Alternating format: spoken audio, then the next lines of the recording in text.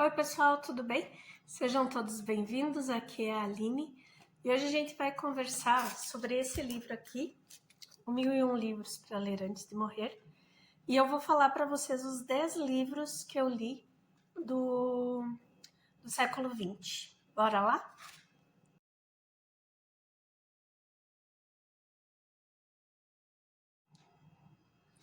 Eu tô fazendo assim 10 em 10 livros conforme eu leio, daí eu venho aqui e apresento para vocês, tá? Então, hoje a gente vai falar sobre 10 livros do século XX que eu já li, dessa lista que está nesse livro aqui, das indicações que se apresentam aqui, tá? Reforçando que eu não tenho interesse em ler todos esses livros. Eu selecionei já aqui os que eu quero ler e conforme eu vou lendo, eu vou anotando e trago de 10 em 10 aqui para comentar com vocês as atualizações, tá bom? Então, do século XX, eu tenho aqui o primeiro, o Siddhartha, do Hermann Hesse, que foi publicado em 1922. Eu emprestei o meu livro, então vou deixar só por aqui, tá? Uma imagem. Nós lemos esse livro esse ano em setembro, no meu clube do livro, e eu amei. É um livro que ele me surpreendeu de diversas formas. Quando eu comecei a ler ele, eu achei que ele ia contar a história do Buda, do Siddhartha Gautama. Mas ele conta a história de um Siddhartha, mas é outro. E, inclusive, durante o livro, esses dois Siddharthas vão se encontrar. E os ensinamentos assim que o Hermann Hesse conseguiu trazer nessa obra, sem deixar aquela coisa, como direi, não ficou apelativo, sabe? Ele vai nos contar a história de um homem que nasceu numa família muito religiosa e ele resolve sair daquela comunidade junto com um outro grupo religioso. E nesse caminho dele, ele vai conhecer outras coisas e ele vai chegar à iluminação dele de uma maneira totalmente inesperada. Eu achei incrível, sabe? Esse livro traz muitos dos ensinamentos do hinduísmo, do budismo, que o Hermann Hesse adquiriu durante um período que ele esteve na Índia. E eu achei uma leitura maravilhosa. Se você ainda não leu, é um livro curtinho, é muito bom de ler, muito fluido, vale super a pena, tá? Eu super indico, o Siddhartha. O segundo livro que eu vou falar para vocês, eu tô terminando de ler ele agora, é o Hobbit, do Tolkien. A primeira edição dele é de 1937 e ele é uma história tão boa, mas ele é uma história bem mais infantil, por exemplo, do que O Senhor dos Anéis. Aqui a gente vai conhecer o mundo dos hobbits, a gente vai conhecer o Gandalf, que esse é o primeiro, né? É a primeira obra que ele publicou. E a gente vai conhecer os anões e essa aventura, assim, do hobbit que nasceu e cresceu só ali no condado e que está saindo para viver uma aventura. É fantástico. É muito bom. Se você não leu ainda, dá uma chance. Depois eu tenho o Grande Sertão Veredas, que é um livro que eu tô lendo agora. Esse aqui é o livro do meu clube do livro, que a Raíssa indicou, e a gente dividiu ele em 2 meses, porque a obra é bem densa, A, a leitura não é muito fluida, então nós dividimos ele em duas partes. A gente está lendo agora em novembro até a página 200 e a gente vai ler em dezembro até o final. É um monólogo. Eu até consegui no YouTube uma entrevista raríssima do Guimarães Rosa, onde ele está dando uma entrevista para um repórter na Alemanha sobre essa obra. E ele diz nessa entrevista que trata-se de um monólogo. Aqui a gente vai ter, é uma história de jagunços mesmo, então ela é escrita como esses jagunços falavam. Então ele causa assim uma dificuldade para mim, eu achei, tá? Até a gente entrar no ritmo.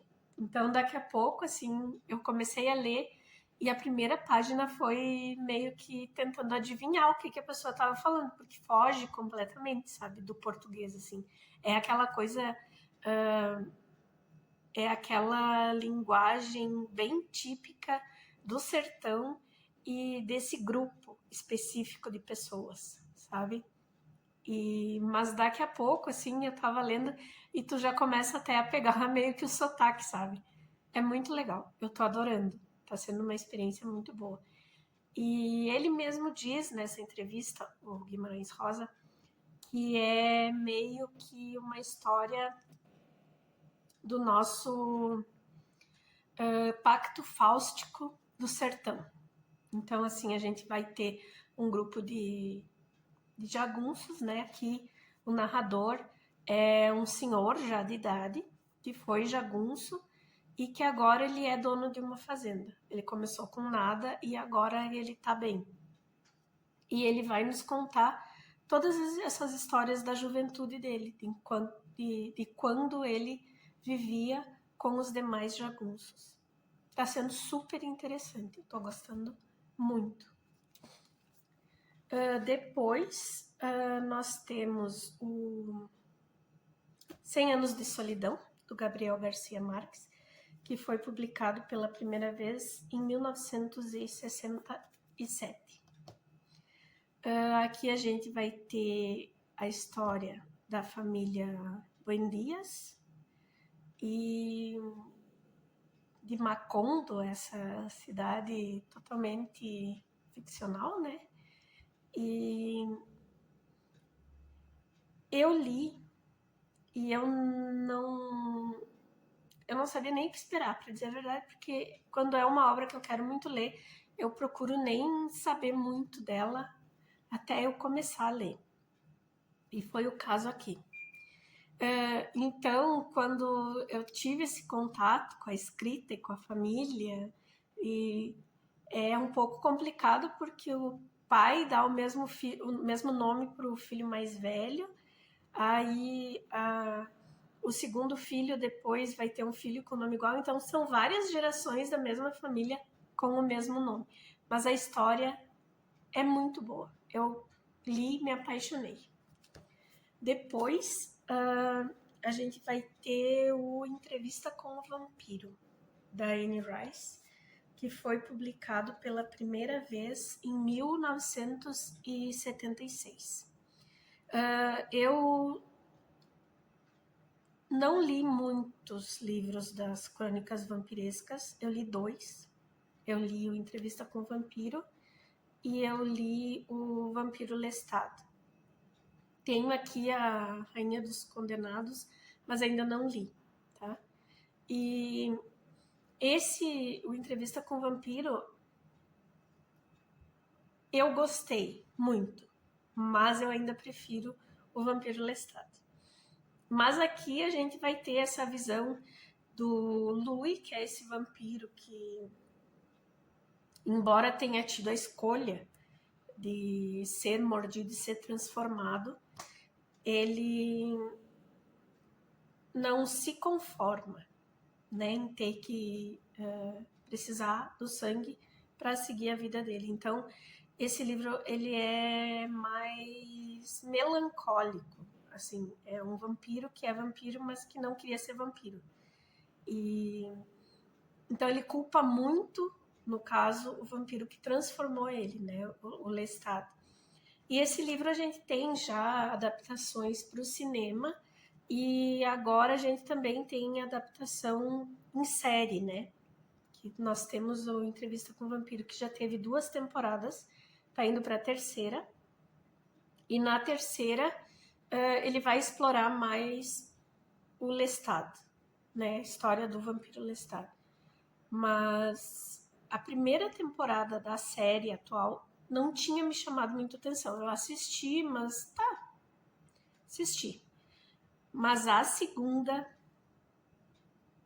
valeu muito. A segunda eu achei super boa. E a obra é boa, ela não é tão grande, ela é bem boa de ler também. Só ela tem esse lado mais pesado, mais melancólico, assim. Depois a gente tem, eu não tenho ele aqui comigo, mas é A Hora da Estrela, da Clarice Lispector, que foi publicado pela primeira vez em 1977. A gente vai conhecer a história de uma mulher bem humilde, bem simples, e que ela acaba vivendo muito na cabeça dela, assim, né? Ela tem um jeito bem distinto de viver. Mas é uma narrativa muito boa também, é uma história muito legal. Depois aqui nós temos a primeira edição também de 1977, O Iluminado, do Stephen King, que eu li, eu acho que foi em 2020 que eu li essa obra.